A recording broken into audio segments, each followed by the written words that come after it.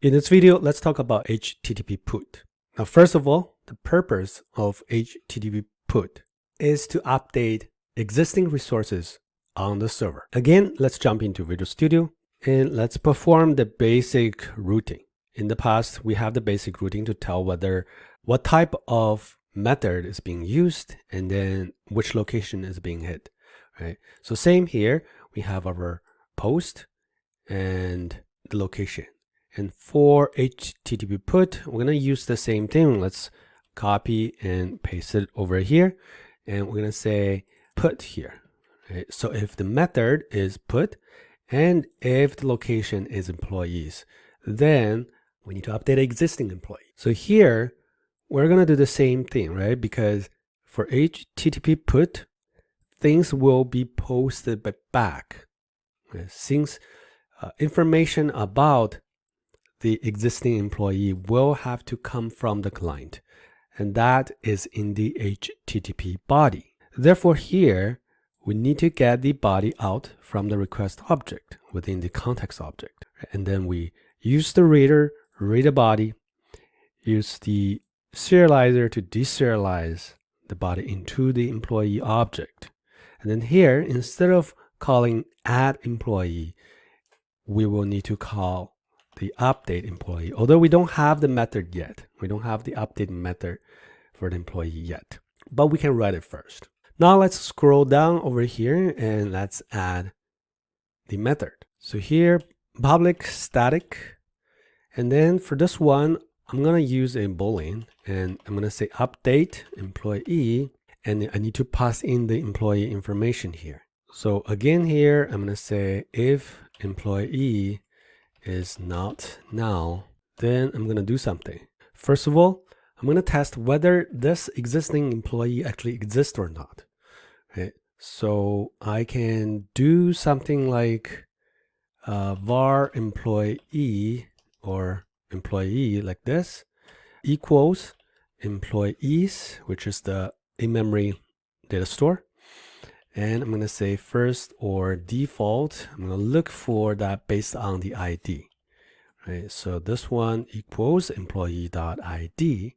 So if this one is not now, then I'm going to update it. I'm going to say employee.name equals employee.name.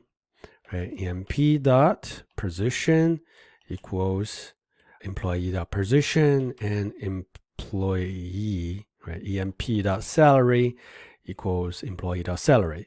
You can use a mapper like an auto mapper, but we only have 3 different fields here. So I'm just manually mapping between them.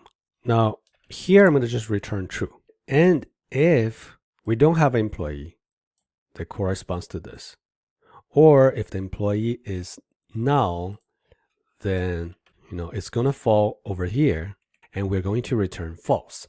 Okay. Now we can scroll up here, and then when we update it, we're going to get a result. And after that, we're going to test the result. If it's a true, then we can say context.response.write async, and we can say employee, maybe say updated successfully, and we add a wait keyword here. Otherwise, we can say something like employee not found. And later when we talk about status code, we're going to distinguish between these different status.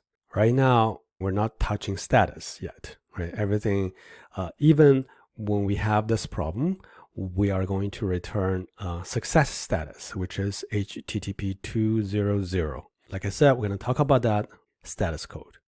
That belongs to the HTTP response. All right, let's give it a test with Postman. First of all, let's run the application. Okay, the application builds well, and the default homepage is showing all of this information. Let's go to Postman here, and let's add another request here. So click this, add request, and here, this is the new request. And we're going to say update employee. And over here, we can choose the proper method here, which is put. And let's go one of the previous one and let's copy the location. It's the same location, right? Just different methods. Okay, let's go to body. Now, before we go to body, let's go to add employee and let's copy an existing one, right? And let's go over here, date, and go to body, go to raw, and the default is JSON. That's what we are going to use. So let's paste this over here. Before we actually test it through the put method, let's go to employees and click on send. So let's get existing employee, which is just 1, 2, and 3, right? Those are 1, 2, 3. So in order to update one of them, let's say we're going to update the last one, right? So let's go to update employee. So we're going to change the ID to 3, and then the name is going to stay as Tom Anderson, software developer. This is 100K salary. All right. So let's click on this and try to see whether we are able to opt. All right. It says 200 OK, but it says employee not found. Well, it's because we have this ID 35. I wasn't changing this properly. So now let's change it to 3 and send again. Now it says employee updated successfully. And now let's go back to employees and click on send. Now we can see that the last one changed to Tom Anderson, software developer. We can also test it through the browser for the get. So you can see that the last one is updated to Tom Anderson. All right, that's everything I want to show you in this video for HTTP put.